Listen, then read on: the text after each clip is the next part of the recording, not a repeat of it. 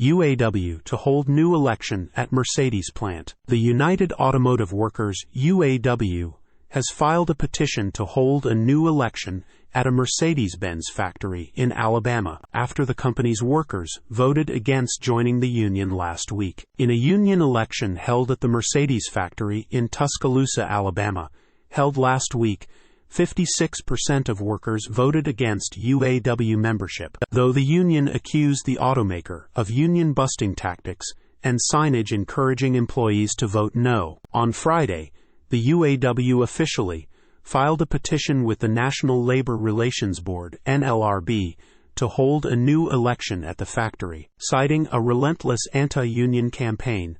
According to a report from Automotive News, Tesla could be the next battleground for UAW amid Sweden strikes. The filing also alleges that Mercedes fired employees who were pro-union and held regular anti-union meetings. "We sincerely hoped the UAW would respect our team members' decision," said a Mercedes-Benz spokesperson. "Throughout the election, we worked with the NLRB to adhere to its guidelines, and we will continue to do so as we work through this process." In the recent election, 56% of the roughly 4,687 votes cast were against the Mercedes plant recognizing the UAW. The election followed a similar union election at a Volkswagen factory in Chattanooga, Tennessee, where workers, about 73% of employees, voted in favor of joining the UAW last month. It also comes after the UAW launched union campaigns at Tesla, Toyota, Hyundai, Rivian, and 9 others,